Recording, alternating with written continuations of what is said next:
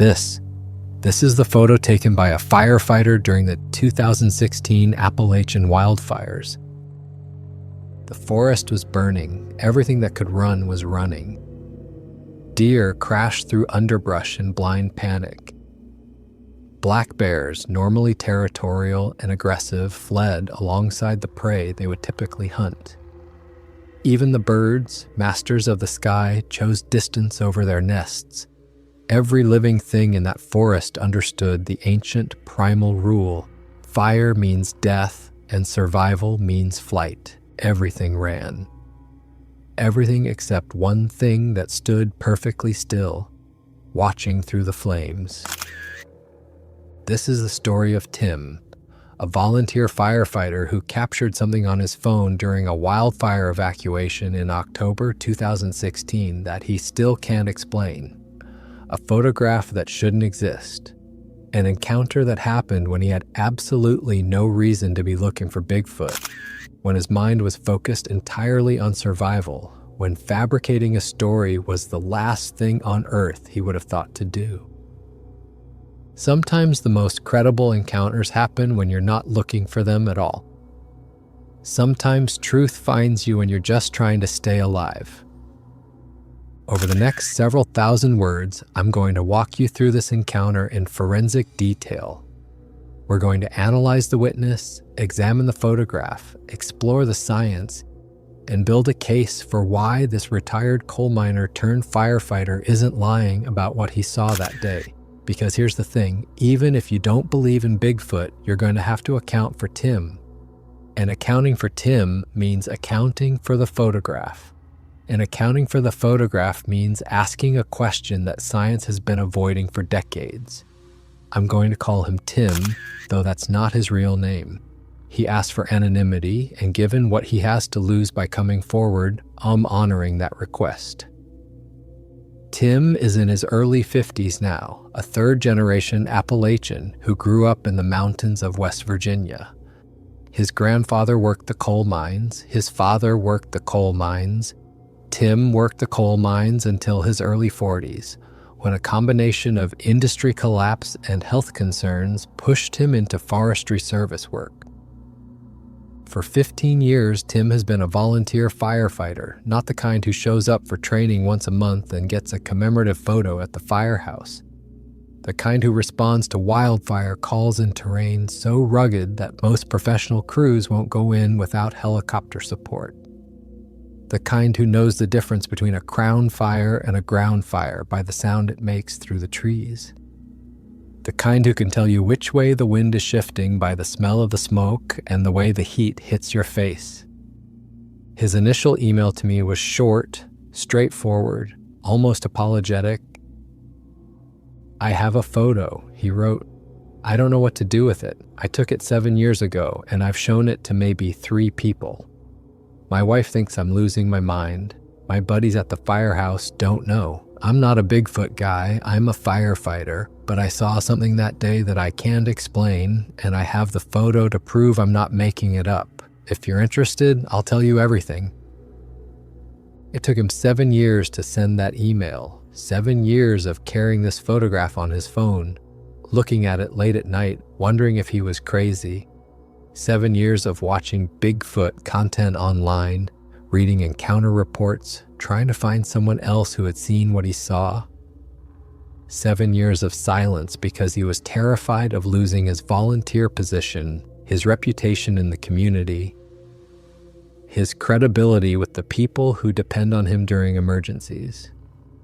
"I'm not a Bigfoot guy," he told me again during our first phone call.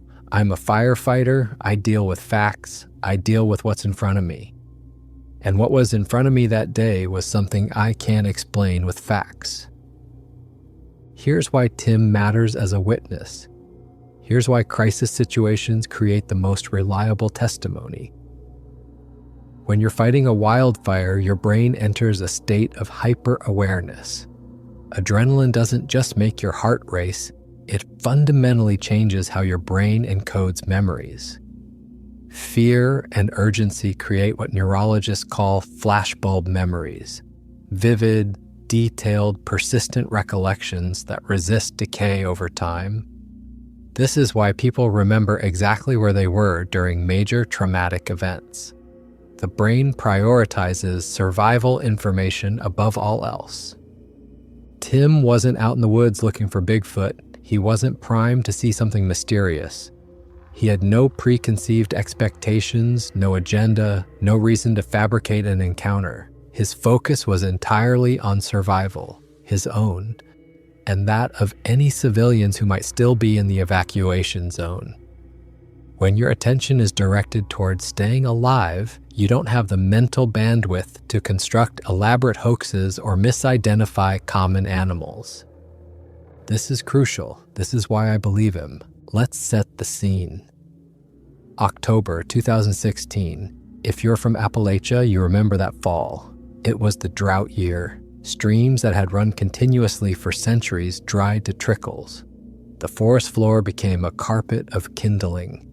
Humidity levels dropped to dangerous lows, and every lightning strike was a potential catastrophe. The George Washington National Forest stretches across the border between West Virginia and Virginia, covering over 1 million acres of rugged mountain terrain. It's a landscape of steep hollows, exposed ridges, and dense secondary growth. The kind of forest that swallows people whole if they're unprepared. Cell coverage is spotty at best. Roads are rough logging tracks that four-wheel drives struggle with. When something goes wrong out there, you're on your own until help can reach you, and help might be hours away. In Tim's own words from the account he sent me, it started with a lightning strike on the afternoon of October 12th. Dry lightning, we call it. No rain, just electricity. Hit a dead standing oak on the north ridge above Beartown. We got the call around 3 p.m. Small crew, maybe 8 of us initially. Seemed manageable. We've dealt with worse. The initial response was standard protocol. Establish a perimeter, assess the spread, call for additional resources if needed. For the first 2 hours, everything went according to plan. The fire was contained to maybe 3 acres of crown, burning hot but not spreading aggressively. Then the wind shifted. Here's what you need to understand about Appalachian wildfire behavior. The terrain creates its own weather. Hollows act as chimneys, pulling fire upward with terrifying speed. Ridge systems funnel wind in unpredictable directions.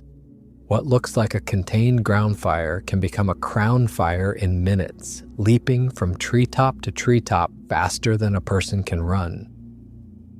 The George Washington National Forest, with its steep elevation changes and dense canopy, is particularly susceptible to rapid fire spread. At approximately 5:30 p.m., the wind came up from the south, unusual for that time of year, unexpected by the weather forecasters. Within 20 minutes, the fire jumped the initial containment line and began racing up the north ridge.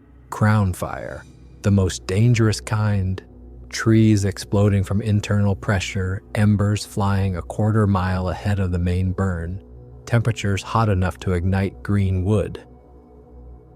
That's when we knew it was going bad, Tim told me. The radio chatter changed. People started using words like evacuation and pull back. We had civilian hikers in the area.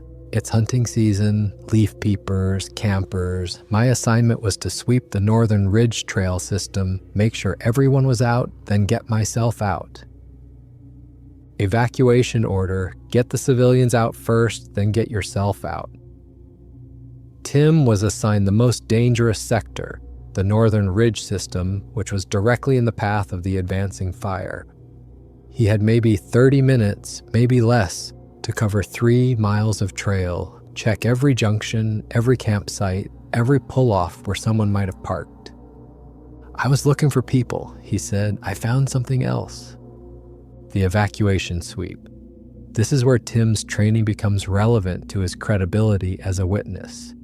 For 15 years, he's been the guy who goes in when everyone else is coming out. He knows how to navigate through smoke, how to use terrain features to stay oriented, how to recognize the signs of human presence in the wilderness. He's trained to observe, to document, to make split-second assessments that could mean the difference between life and death. In his words, the smoke was thick, but not impossible. You learn to read it, color, density, which way it's moving. Gray smoke means you're ahead of the fire. Brown smoke means you're close. Black smoke with an orange glow means you need to be somewhere else immediately. I was moving through gray smoke, checking campsites. People had left in a hurry, tents still up, gear scattered. Everyone had gotten the message and gotten out. Good. Radio communications were breaking down. The ridge terrain creates dead zones where radio waves can't penetrate. Tim was mostly on his own, following established protocol, moving systematically through his assigned sector. Every few minutes, he'd try to raise command on the radio. Sometimes it worked, sometimes it didn't. I found 3 abandoned campsites in the first mile, he told me. The third one still had a campfire going. Some idiot had just left it burning. I kicked dirt on it, made sure it was out. Didn't want to give the main fire any help. Then I moved on. The silence was what got to him first. Anyone who's been in a forest during a wildfire knows the sound, the distant roar like a freight train or jet engine as the fire consumes oxygen and superheats air. But beneath that roar, there's an eerie quiet. The birds are gone, the insects are gone. The small mammals that normally rustle through underbrush have fled hours before the flames arrived. You're alone in a way that's hard to describe. But I wasn't alone, Tim said. I knew I wasn't alone. I've spent enough time in the woods to know when something's watching you. Hunters know that feeling. It's primal. Your neck hair stands up, your breathing changes. I kept thinking I was going to find a lost hiker around every bend, someone too scared or disoriented to make it out on their own. But I didn't find anyone. I just had that feeling. Wildlife behavior during fires is well documented. Large mammals like deer, bears, and elk flee instinctively toward water or downwind, away from the flames and smoke. They don't stop to observe. They don't linger. Their survival instinct is absolute. Fire equals death, so run. Birds take flight. Small mammals burrow or race for safety. In the animal kingdom, fire is one of the few threats that overrides territorial behavior, mating behavior, even protective parental behavior. Everything runs. So when something doesn't run, when something stays near the fire, that tells you something important. It tells you that whatever you're dealing with has either overcome its instinctive flight response through intelligence, or it doesn't recognize fire as a threat in the same way other animals do. Either possibility is significant. Either possibility suggests cognition beyond simple animal instinct. Tim rounded a bend in the trail, approaching a ravine that dropped 40 feet to a rocky stream bed. The smoke was thicker here, visibility down to maybe 50 yards. Through the haze, he could see the fire line on the opposite ridge. Flames climbing trees, embers swirling in the updraft like fireflies. And that's when he saw movement. At first, I thought it was a person, he said. Had to be a lost hiker, someone who'd gotten turned around in the smoke. I started yelling, "Hey, you need to get out of here, follow the trail back." But as I got closer, as my eyes adjusted, I realized the scale was wrong. Way wrong. Distance estimation, approximately 70 yards across the ravine. Tim's a hunter, he knows range. He's used to judging distance for shooting purposes, understanding wind drift, calculating bullet drop. 70 yards isn't a guess. It's an educated assessment based on decades of experience in similar terrain. Visibility conditions, smoke reduced clarity but didn't eliminate it. The fire on the opposite ridge created its own light source, a backlit silhouette effect. Heat shimmer distorted the air. Flames flickered in the background, creating constantly shifting illumination.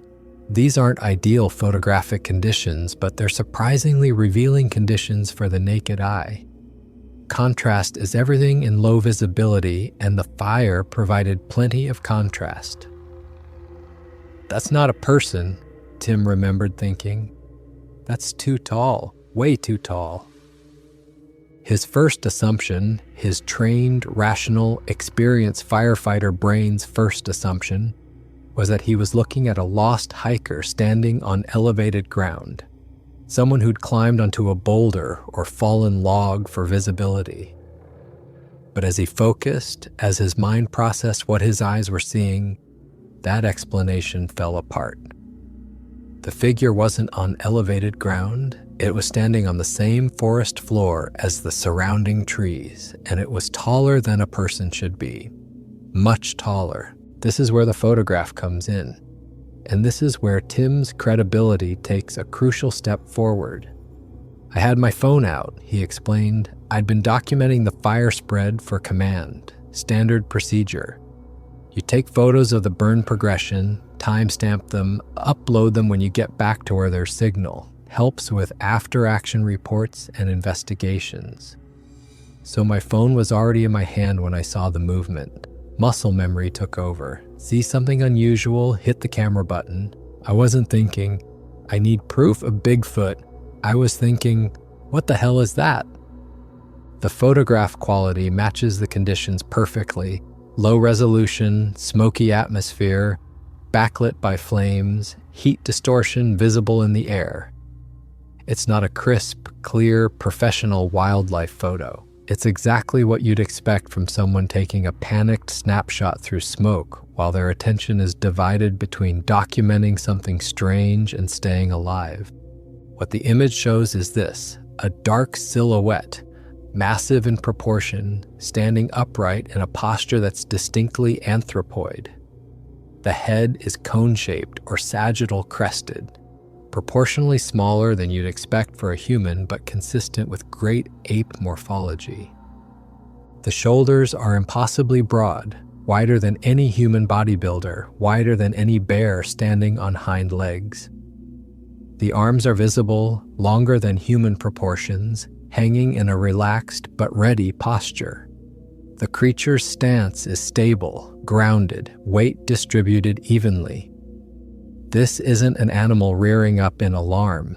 This is something that stands upright as its natural mode of locomotion. Behind the figure, flames consume the forest. Trees are visible for scale, mature oaks and poplars 60 to 80 feet tall. Using dendrology and photogrammetry, we can estimate the creature's height at between 8 and 9 feet. That's not a guess. That's math based on known tree heights and pixel measurements. But here's what Tim saw beyond the photograph. Here's what his eyes captured that the camera didn't. "It wasn't running," he said, and his voice still carries wonder 7 years later. Everything else was running. Everything with legs was getting the hell out. But this thing was just standing there, watching the fire.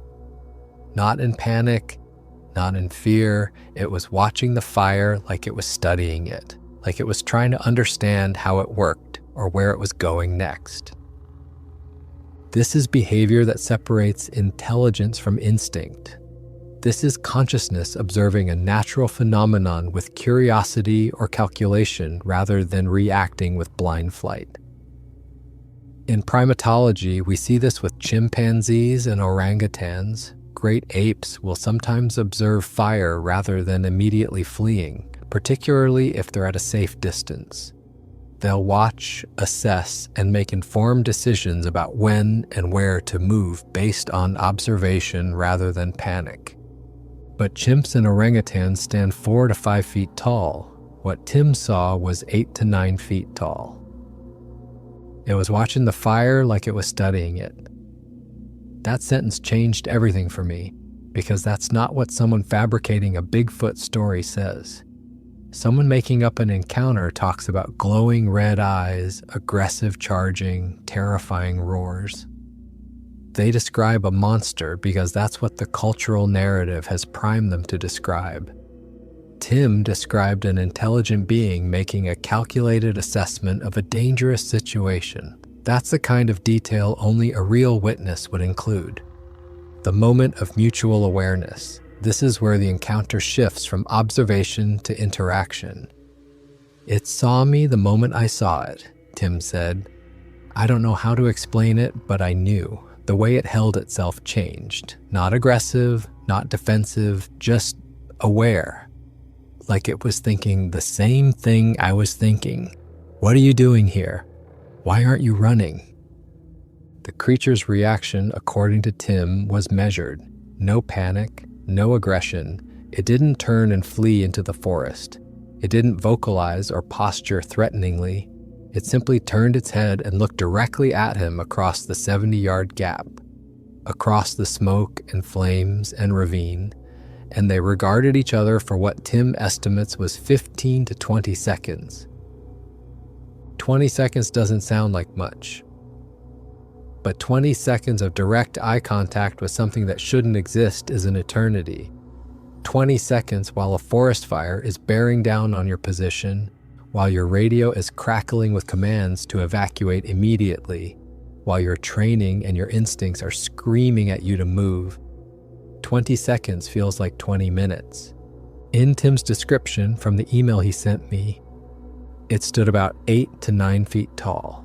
I'm 6'1", and this thing would have towered over me by 2 or 3 feet easily. Massive shoulders, unnaturally wide, like a gorilla's chest but bigger, barrel-chested.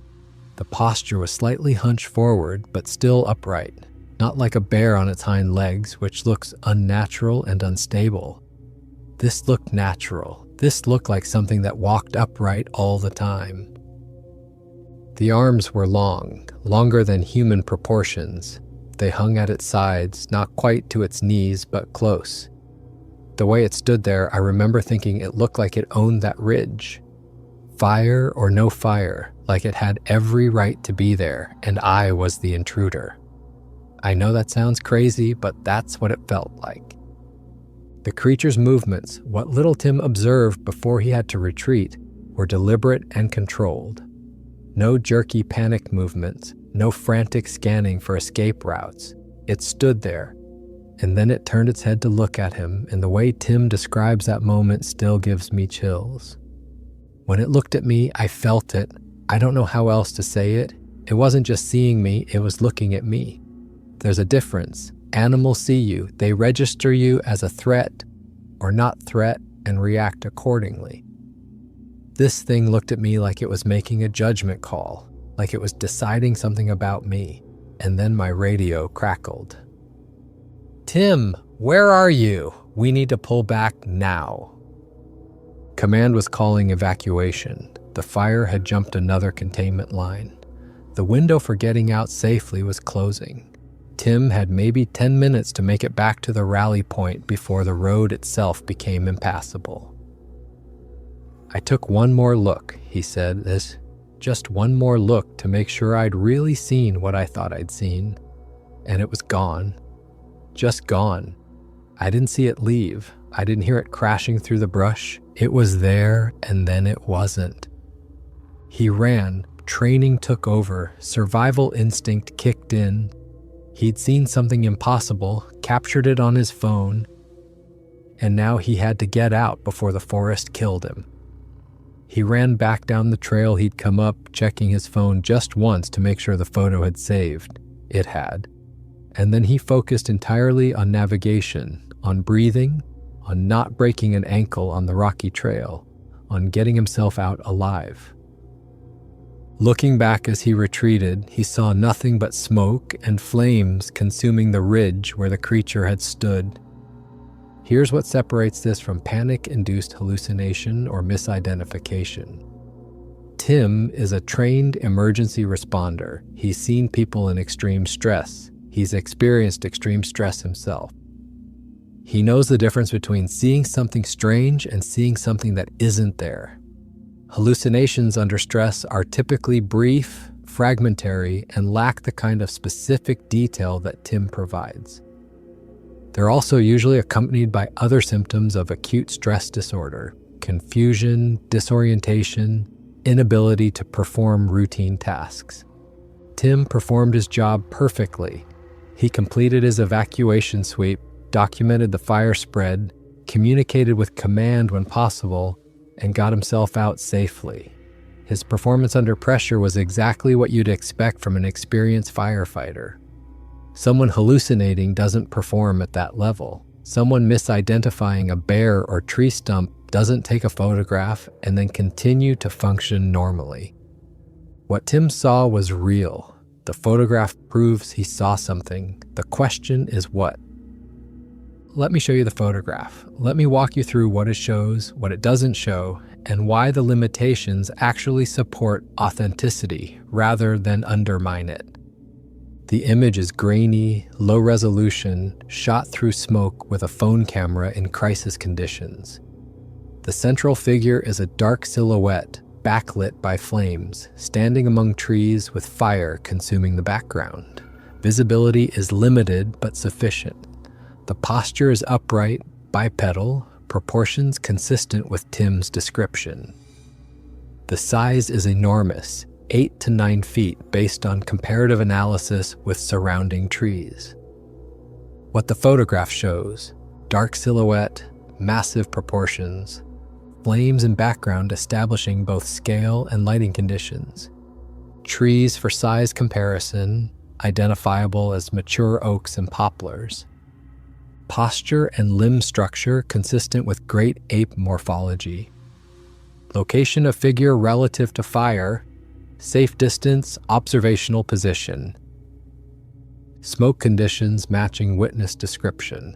What the photograph doesn't show: clear facial features, honest limitation acknowledged by witness, fine details like hair texture or hand structure, any indication of fakery or manipulation, any elements that are too perfect. This second list is crucial. This is where Tim's credibility solidifies. Because if you were faking a Bigfoot photo, you'd make it clearer. You'd show more detail. You'd make sure people could see enough to be impressed, but not so much that they could debunk it. Tim's photo shows exactly what a real emergency documentation photo would show. Just enough to prove something was there, not enough to satisfy every skeptical demand for detail. "I wish it was clearer," Tim told me. "I've looked at that photo 1,000 times, wishing I'd had a better camera, better conditions, more time. But that's what I got. And it's exactly what I saw. Something big standing in the smoke, watching the fire." I reached out to several experts for analysis. A wildlife biologist who specializes in bear behavior looked at the proportions and posture and said flatly, "That's not a bear. Bears don't stand like that, don't have those shoulder proportions, and absolutely would not be standing still near an active fire." A forensic imaging specialist examined the digital file for signs of manipulation, composite layering, clone stamp artifacts, edge inconsistencies, and found nothing. The photograph is a single exposure image with no post-processing beyond basic phone camera auto-corrections.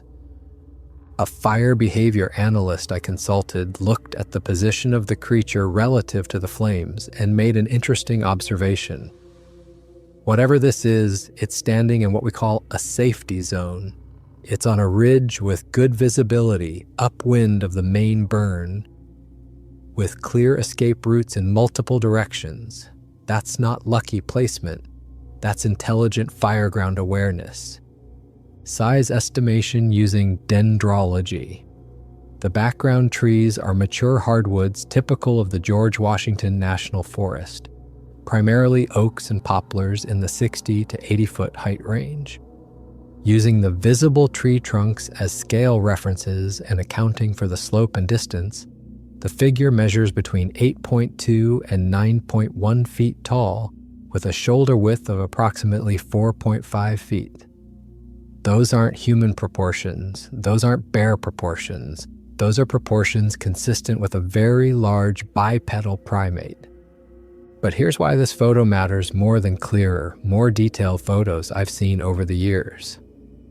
Context is everything, provenance is everything, witness credibility is everything. Tim can prove he was there. The fire is a matter of public record. His presence as a volunteer firefighter is documented. The timestamp on the photo matches the evacuation timeline. The location data, which Tim provided to me but asked me not to share publicly, corresponds with his assigned sweep sector. Everything about this photograph's origin story is verifiable. Compare that to the typical Bigfoot photo or video. Unknown origin, unknown photographer, no context, no verification, just, I found this online, or my cousin's friend took this. Tim's photograph has a documented chain of custody and a witness willing to stake his reputation on its authenticity. There's no motive for hoax, no financial incentive. Tim isn't selling books or doing speaking tours. He's not trying to promote a business or attract attention to a YouTube channel. He's a volunteer firefighter who took a photo during an emergency and then didn't know what to do with it for 7 years. That's not the profile of a hoaxer. That's the profile of an honest person grappling with an inexplicable experience. Tim made it back to the rally point with minutes to spare. The fire eventually consumed over 2,000 acres before containment crews got it under control 3 days later. No lives were lost, no structures were destroyed, and the evacuation effort was considered a success. Tim was thanked for his work, sent home, and told to report for debriefing the following week. He didn't mention the photograph. He didn't mention what he'd seen. In his words, "Who's going to believe me? We were fighting a fire. People would think the smoke got to me, that I was seeing things. I'd lose my credibility, maybe lose my volunteer position, so I kept my mouth shut." But he couldn't stop looking at the photo. At home that night, standing in his kitchen, he pulled up the image on his phone and stared at it. His wife found him there at 2 a.m. still staring. "What is that?" she asked. "I don't know," he said. "I honestly don't know." The internal struggle over the following days was significant. Tim is a rational person. He believes in facts, in things he can see and touch and explain. But he'd seen something that didn't fit into any rational framework. He'd photographed it. The evidence was right there on his phone, time-stamped and geotagged. Undeniable. 3 weeks after the fire, after the burn zone had cooled and been cleared for entry, Tim went back. Not with his fire crew, not officially, just him, alone, hiking back to the ridge where he'd seen the creature. He told me he didn't know what he was looking for, tracks maybe, or evidence of habitation, something to confirm or deny what he'd seen. The fire had destroyed everything, he said. The understory was gone. The trees were blackened skeletons. The ground was ash. If there had been tracks or evidence before the fire, it was all gone now, burned away. I walked the ridge for 2 hours and found nothing. Nothing except the memory of what I'd seen. Post-fire landscapes are forensic nightmares. Fire doesn't just destroy vegetation, it destroys the soil itself. Organic material that might hold tracks or scent markers is reduced to sterile ash. The heat cracks rocks and bakes clay. Any biological evidence, hair, scat, territorial markers, is completely eliminated. Tim knew this going in, but he had to try. He had to see if anything remained. He found nothing conclusive. The fire had been too thorough. But the absence of evidence isn't evidence of absence, as the saying goes. It's just absence. Tim showed the photo to his wife, who studied it and said, I don't know what that is." He showed it to 2 of his closest friends from the fire crew, swearing them to secrecy. Both looked at it, both said variations of, "That's really strange," and both suggested he probably shouldn't share it more widely. The implication was clear. This could hurt your reputation. So Tim stayed silent. 7 years of carrying this photograph, this memory, this inexplicable experience. 7 years of wondering if he was losing his mind. 7 years of watching Bigfoot content online, reading encounter reports, trying to find someone else who had seen what he saw. The turning point was when I found other firefighter accounts, he told me. I started searching specifically for fire-related sightings, and there were more than I expected. California wildfire crews, Pacific Northwest incidents. It wasn't just me. Other people in emergency situations had seen something similar. That's when he decided to reach out. That's when he sent me the email that began this investigation. Here's where the story expands beyond one man's experience. Here's where we start to see patterns that suggest something larger, something systematic, something that demands scientific attention. Fire-related Bigfoot sightings are not uncommon. They're actually remarkably consistent across decades and regions. When I started researching for this investigation, I found dozens of accounts from firefighters, evacuation coordinators, and fire zone residents describing similar encounters. Large bipedal figures observed near fire lines exhibiting non-flight behavior, appearing to observe rather than flee. California wildfire reports from the 1970s through present day include multiple accounts from professional fire crews describing something tall and dark, moving parallel to fire lines, staying just outside the burn zone, but not fleeing outright. A 1985 report from the Angeles National Forest describes a fire crew watching what they initially thought was a lost hiker on a ridge, only to realize through binoculars that the figure was too tall, moved wrong, and just stood there watching us work. Pacific Northwest incidents from Washington and Oregon include similar accounts.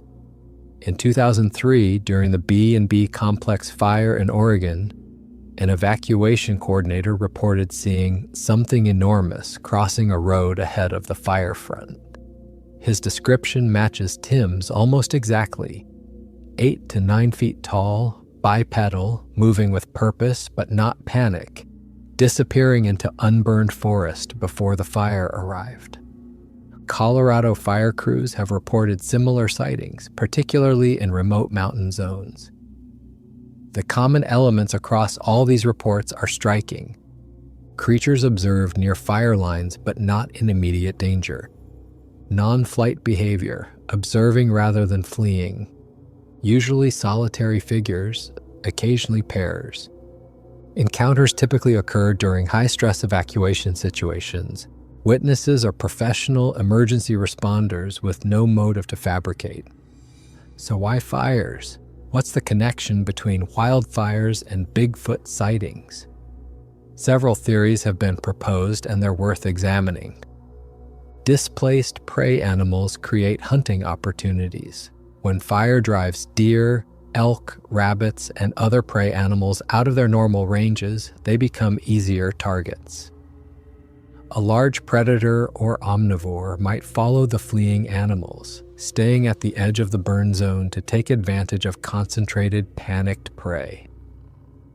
Fire creates visibility. Dense forest provides cover for a large, elusive creature. Fire removes that cover. The visibility goes both ways. We can see them, and they can see the fire's progression more clearly. In their normal, non-fire habitat, these creatures might be all around us, and we'd never know. Fire strips away the concealment, territory protection, and assessment. An intelligent species with established territory would need to assess fire damage and decide whether to abandon the territory or wait for regrowth. Fire is a natural part of forest ecology. A species that's lived in North American forests for thousands of years would have to have developed strategies for dealing with fire. Possible learned fire knowledge. This is the most intriguing possibility. Multiple witnesses, including Tim, describe creatures that appear to be observing fires deliberately, as if studying them. Great apes demonstrate observational learning. If Bigfoot is a great ape or related species, it's possible they've learned to predict fire behavior, understand fire breaks and safety zones, and even potentially use fire's aftermath, new growth, concentrated prey, to their advantage. Indigenous accounts support this last possibility. Cherokee stories from Appalachia speak of forest guardians who walk with fire, beings that appear during burns, observing but not interfering, ensuring the forest's cycle of destruction and renewal continues. Shawnee accounts describe similar entities called the Fire Watchers, who are seen during burns but never harmed by the flames. These aren't modern fabrications. These are traditional stories passed down for generations, long before the modern Bigfoot phenomenon emerged in popular culture. The consistency is remarkable. Let me be direct. I believe Tim, after dozens of hours of conversation, after examining the photograph with expert consultation, after verifying every verifiable detail of his account, I believe he's telling the truth about what he saw that day. Here's why. Professional background verification. I confirmed Tim's volunteer firefighter credentials through public records, 15 years of service, multiple commendations, training certifications in emergency response, wilderness rescue, and fire behavior. Zero history of false reports, attention-seeking, or disciplinary issues. This is a man who's built his reputation on reliability and clear-headed decision-making under pressure. Crisis testimony reliability. Emergency responders make the best witnesses specifically because they're trained to observe and document accurately under stress. Tim's account includes specific details that match his training: distance estimation, visibility assessment, terrain description, fire behavior analysis. His description of the creature is measured, not sensationalized. He admits what he doesn't know and is careful not to claim certainty where he has none. The photograph, as corroboration, he has physical evidence. It's not perfect evidence, but it's real evidence that matches his verbal description, taken in documented circumstances, with verifiable time and location data. The imperfections in the photo actually support authenticity. If you're faking something, you make it clearer. What he admits, he doesn't know. This is huge. Tim doesn't claim to know what he saw. He doesn't insist it was definitely Bigfoot. He says, "I saw something I can't explain. It was enormous, bipedal, and watching the fire. I don't know what it was, but I know it wasn't a bear, wasn't a person, and wasn't my imagination." That kind of humility and uncertainty is a hallmark of honest testimony. Specific details only real witnesses include. Tim mentions things that someone fabricating a story wouldn't think to include. The smell, he describes the sulfur from the fire, but also something else underneath, something organic and strong. The way the smoke moved around the figure, creating a halo effect in the backlight. His own physical response. I forgot about the fire for 20 seconds. 20 seconds where my entire focus was on this thing in front of me and the fire didn't exist. That's how shocking it was. What he has to lose. This is perhaps the most compelling factor. Tim risks his volunteer position, his reputation in his community, his credibility with people who depend on him during emergencies. He's not selling a book. He's not promoting a business. He's not seeking fame or attention. He contacted me requesting anonymity, wanting only to share his story with someone who might understand. That's not the profile of someone seeking attention or financial gain. Psychological markers of truth. Tim's emotional response when discussing the encounter is consistent every time we've talked. He experiences frustration with the photo's limitations. He wishes it were clearer, wishes he'd had more time, wishes he could prove definitively what he saw. That frustration is genuine. He also expresses relief at finding similar accounts from other firefighters, relief at not being alone in this experience. These are authentic emotional responses, not performed ones. The burden he carries. I see it every time there's a fire, Tim told me. Every time I'm out on a call, I wonder if it made it out. If the fire caught up to it. I know that sounds ridiculous, being worried about a cryptid's safety. But I can't help it. It was a living thing, and it was in danger, and I just left it there. This reveals compassion, not fabrication. Someone making up a story doesn't include this kind of emotional complexity. Let's talk about the elephant in the room, or rather the giant ape. Could something like what Tim describes actually exist? Let's examine the scientific framework. The Gigantopithecus descendant theory is the leading hypothesis among researchers who take Bigfoot seriously. Gigantopithecus blacki was a very real species of giant ape that lived in Asia from approximately 9 million to 100,000 years ago. Fossil evidence shows individuals standing 9 to 10 feet tall and weighing up to 1,200 pounds. These weren't mythical creatures, they were real, and their existence is well documented in the fossil record. The theory proposes that a population of Gigantopithecus, or a related species, crossed the Bering Land Bridge during one of the glacial periods when sea levels were low enough to expose a land corridor between Asia and North America. This would have occurred anywhere from 20,000 to 300,000 years ago, giving the species ample time to adapt to North American forests and develop the behaviors we see in modern sighting reports. 300,000 years of evolutionary adaptation would have produced a species perfectly suited to survive in North American wilderness. Appalachian forests specifically would make an excellent refuge. Rugged terrain, low human population density, abundant food sources, and most importantly, a long history of natural fire regimes that would have selected for fire awareness and fire survival strategies. Why would an intelligent species avoid humans? Because intelligence means learning from observation. Early hominids learned to avoid predators by observing and adapting. A species that shared the continent with humans for thousands of years would have learned that humans are dangerous, unpredictable, and best avoided. The ones that didn't learn this lesson didn't survive to reproduce. Why no bodies? This is the question skeptics always ask, and it's a fair question. But consider, great apes bury their dead or hide them in inaccessible locations. Chimpanzees and gorillas have been documented moving deceased group members to secluded areas. If Bigfoot has similar behavior, and if they're as rare as evidence suggests, perhaps a few thousand individuals across the entire North American continent, the chances of finding a body are extraordinarily slim. Additionally, Appalachian soil is highly acidic due to decomposing organic matter. Acidic soil accelerates bone decomposition.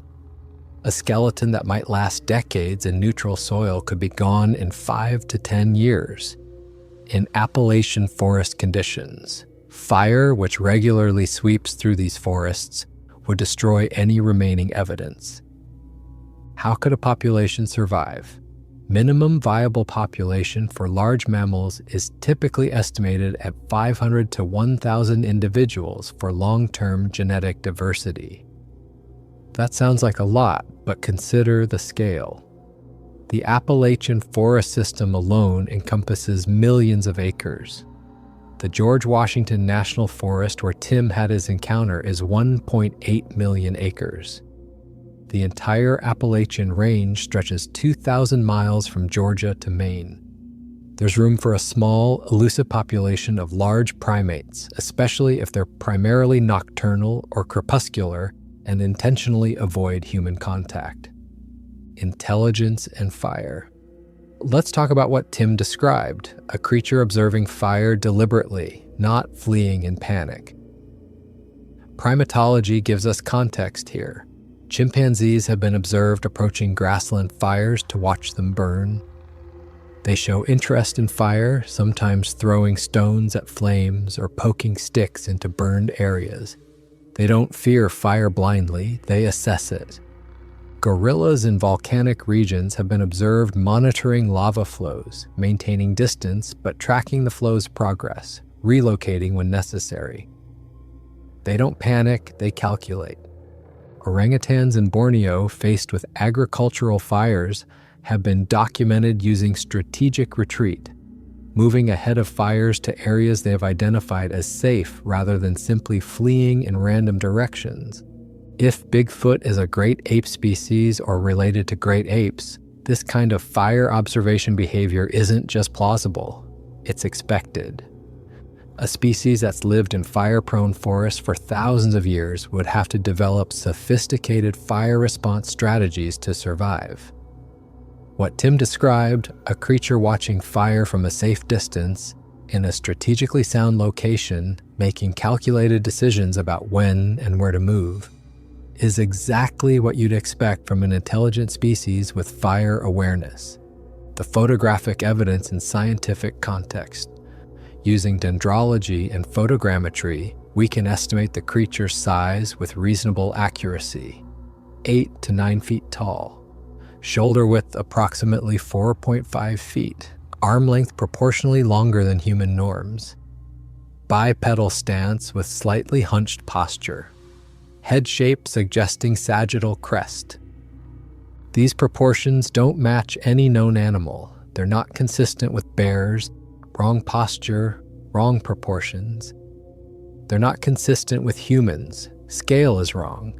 They're consistent with great ape morphology, scaled up to match Gigantopithecus fossil measurements. Posture analysis shows a creature comfortable with bipedal locomotion, not an animal rearing up temporarily. The weight distribution is even, the stance is stable, the arms hang naturally at the sides. This is something that walks upright as its primary mode of movement. Behavior doesn't match any known animal. No bear would stand still near an active fire. No human would be that size. No misidentification scenario fits the evidence. The absence of evidence isn't evidence of absence, it's just absence. And given the vast, largely unexplored wilderness of North America, the rarity of potential populations, and the apparent intelligence and evasiveness of the species, absence of definitive proof doesn't mean absence of existence. If Tim is telling the truth, and I believe he is, what does that mean? It means other firefighters have likely seen something similar and stayed silent, afraid of ridicule or career damage. It means emergency responders across the country might be sitting on photographs, memories, experiences they can't explain and don't know how to share. It means the cost of coming forward with extraordinary claims is so high that credible witnesses choose silence over ridicule. Tim waited 7 years. How many others have waited longer? How many have taken their stories to the grave? It means science has been avoiding evidence because the implications are too disruptive, too challenging to existing paradigms. Bigfoot can't exist. Therefore, any evidence suggesting Bigfoot must be flawed. That's not scientific thinking. That's dogma.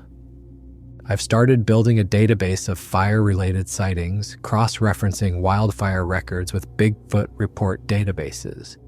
The temporal and geographic clusters are undeniable. When you plot major fire events against reported sightings, patterns emerge. Clusters around fire zones, increased sighting frequency during and immediately after major burns. Witness profiles skewing toward emergency responders and evacuees, people who were in the right place at the right time for the wrong reasons. The pattern is there for anyone willing to look. What we owe to witnesses like Tim is respect, serious investigation, and the acknowledgement that extraordinary claims don't automatically equal false claims. They require extraordinary evidence, yes, but they also require extraordinary openness to examining that evidence without prejudice. If you're reading this and you're a firefighter, wildland fire crew member, or emergency responder who's seen something during a fire response, you're not alone. Tim isn't alone. The accounts I've found suggest there are dozens, maybe hundreds of you out there carrying similar stories, similar photographs, similar experiences that you haven't shared because you're afraid of what it would cost you professionally. Your story matters, your photograph matters, your experience is valid. I'm building a database. I want to hear from you, not for publicity, not to expose you, but to understand the pattern. Pattern recognition requires data points, and every credible sighting adds to our understanding. You can contact me through my email. You can remain anonymous if you choose. I will not share your information without permission. I will not use your real name without consent. What I will do is listen, examine your evidence, and add your account to the growing body of documentation that suggests something is happening in our forests during fire events. The scientific method requires data collection. It requires systematic analysis. It requires setting aside preconceptions and looking at what the evidence actually shows. If you've seen something, if you have a photograph, if you have a story that you've been carrying alone, come forward, not for attention, not for fame, but because the truth matters, and the only way we get closer to truth is by examining all the evidence, even the evidence that makes us uncomfortable. Look at Tim's photograph one more time. Really look at it. You see a dark figure silhouetted against flames, massive proportions, upright posture, standing in a burning forest while everything else flees. You see poor image quality, smoke, heat distortion, all the markers of a real photograph taken in crisis conditions. But what did Tim see? He saw something that changed his understanding of the world.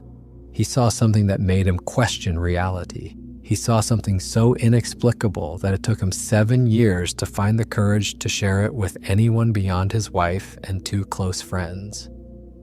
The question isn't, do you believe in Bigfoot? The question is, do you believe Tim? Let me recap the credibility factors one more time. Professional emergency responder with 15 years of service and 0 history of false reports. Crisis documentation with verifiable time, date, and location. Physical evidence matching verbal testimony. No financial motive, no attention seeking, everything to lose by coming forward. Specific, measured account with appropriate acknowledgement of uncertainty. Pattern matching with dozens of similar accounts from other firefighters. Witness carries genuine emotional burden about the experience. Even if you doubt Bigfoot's existence as a general principle, you have to account for Tim specifically. You have to account for his credentials, his photograph, his testimony, and the circumstances under which his encounter occurred. This man isn't lying, so what did he see? The Appalachian Mountains hold secrets that civilization hasn't uncovered. The forests are deeper than our maps suggest. The wilderness is wilder than our understanding accommodates. And sometimes when fire strips away the concealment of those forests, when emergency forces us into spaces we normally never enter, we catch a glimpse of something that's been there all along. Fire reveals what darkness hides. Tim saw something. The photograph is real. The fire is real. The witness is credible. What stands in the flames is the question science should be asking instead of dismissing. What stands in the flames is an opportunity to expand our understanding of North American wildlife. What stands in the flames is evidence that we've been too quick to reject, too eager to explain away, too afraid to investigate seriously. The mystery remains, but the witness is real. The photo is real. The encounter happened, or at least I'm willing to believe it. What about you? For more interesting stories, check this out.